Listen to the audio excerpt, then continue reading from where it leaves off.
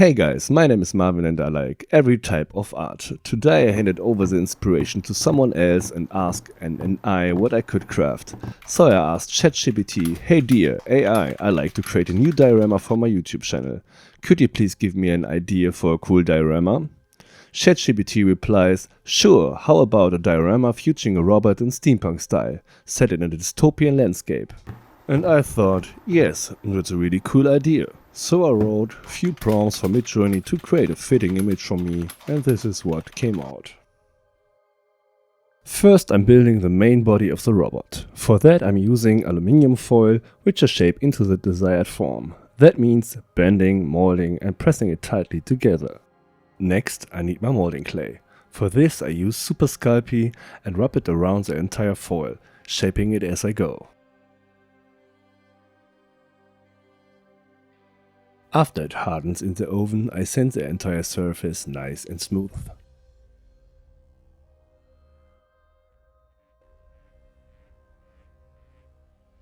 After that, I shape the front part of the robot's head using aluminium foil, just like before. It gets covered with a layer of Super Sculpey. Alright, and this little guy deserves a name, so we don't have to keep calling him Robot. I hereby name him Gunnar. Now I sculpt the robot's eye using my sculpting tool.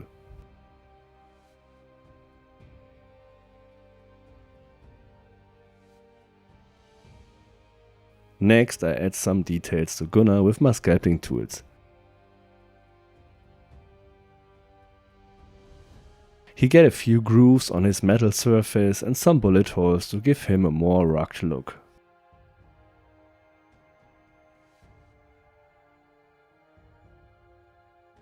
He also gets a small metal plate on his head.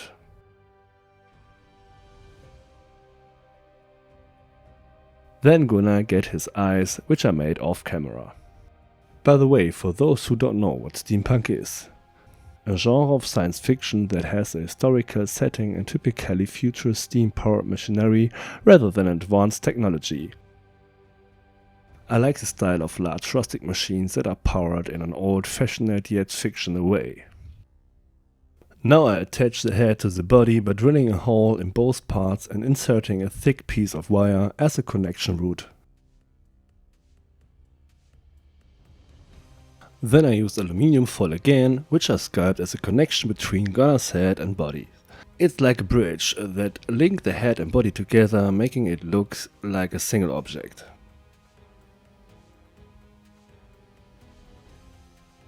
I used my clay again to cover the aluminium foil and blend it seamlessly into Gunnar's body.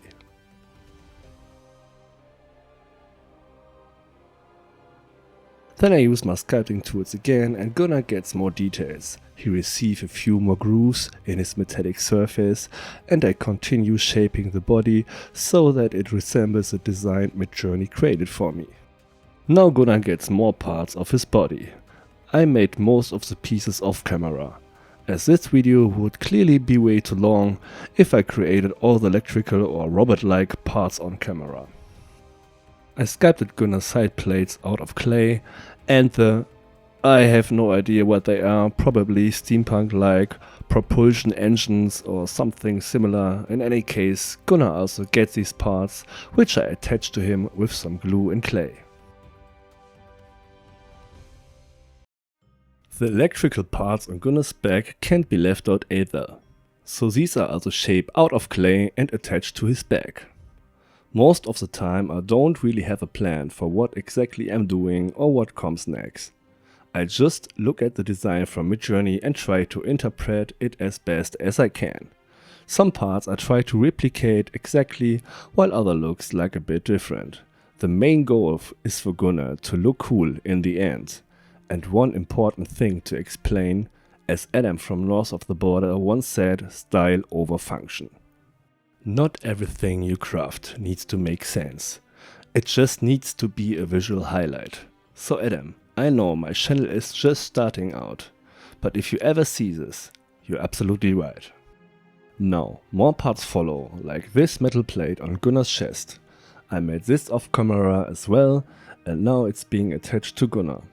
Then I crafted Gunnar's pipes using thick wire, bending it into the correct shape, The pipes are now inserted into Gunnar's chest plate and secured. Next come the plates that are attached to the right and left sides of Gunnar's head. The sides of Gunnar's body still lack details, so I shape additional thinner pipes using thinner wire. These pipes are then attached to Gunnar's side and integrate into his other electronic parts. Next come more smaller robot parts, as always. I have no idea what these parts are supposed to be or what the purpose is, but we know that's not the point here. So Gunnar gets more smaller coils, spacer or whatever they might be. Slowly Gunnar's sides are filling up and he's starting to resemble the reference more and more. From Gunnar's head to his sides he has some kind of steel spring in the reference, maybe just a coil. For this I use two steel springs from ballpoint pens. They have roughly the same shape and are perfect for the job. I've attached the springs to Gunnar's head with some glue and then slide them over the small wire roots I've attached to Gunnar's sides.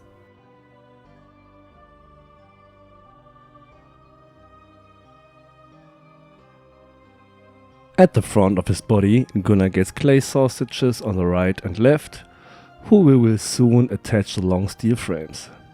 I bend these frames from a thick piece of wire and insert them into the small clay sausages, securing them to Gunnar's belly. Next come additional steel frames or pipes on both sides of Gunnar.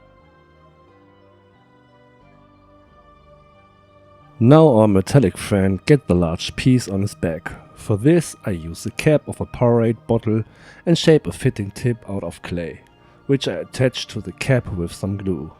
The whole assembly is then placed on Gunnar's back.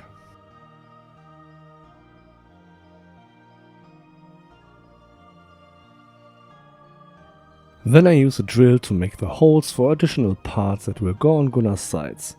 Unfortunately, I have no idea where I put my hand drill, so I have to drill the holes like this.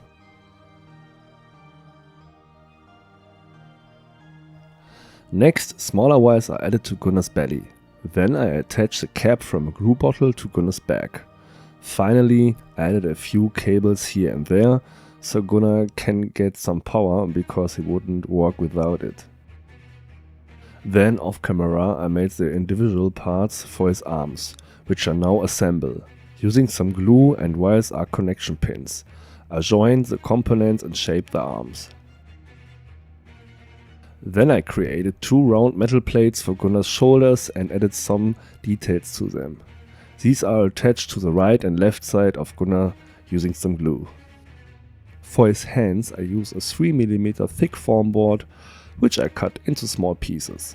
From this I also create several small plates that I attach to Gunnar's hand, shaping them accordingly. I add more and more small pieces of foam board to the hand, so Gunnar's hand gradually takes shape and roughly resembles the reference the AI created for us. I also attach a small foam board root to the back of Gunnar's hand, which I then shape with my utility knife to represent a kind of small weapon. Finally, I sand down the edges a bit. Now, all that's missing are Gunnar's legs, because without legs his mobility would be quite limited. So I roll two thick sausages out of clay, which will become Gunnar's tights. So using my sculpting tools, I add some details to the metallic sausages, and then come his knees. For these I craft a kind of knee joint made from a round plate and a form ring. All these parts are now assembled. Then all of a sudden my camera battery died, which I didn't even notice because I was so focused on Gunnar's legs. So there's a small cut here and I tell you what I did. I finished Gunnar's legs and realized that the right hand looked very similar to the left hand, according to the reference. I found that pretty boring, so I let my brain do some work for once and decided to give him a massive chainsaw attached to his right hand. Then I drilled 4 holes in Gunnar's body to attach his arms and legs. Then I placed Gunnar on a can and primed the entire surface. After the base coat, the finishing touches follow. Gunnar needs his collar to truly look like a steampunk style robot, so I'll start with another base coat, this time a light brown, and paint Gunnar's entire body, including his leg and arms. If we take a closer look at the reference, we can see that Gunnar has a slightly copper colored touch on his face. I add this to Gunnar by applying some copper paint right now. It looks a bit over the top, but it will look better soon. Next, I paint all the steel parts with silver paint, including the eyes, the parts on his back and most of the pieces on Gunnar's side. After that, I apply a darker shade of brown to give Gunnar's surface more texture. Finally, we need the most important things of all. Gunnar needs rust on his metallic surface. Without a rusty finish, it just doesn't look like steampunk. For this I used a reddish brown tone mixed with a little gap filler.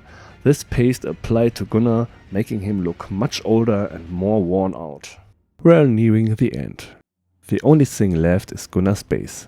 For this I mix some gap filler with water, black and white paint and a bit of Mod Podge.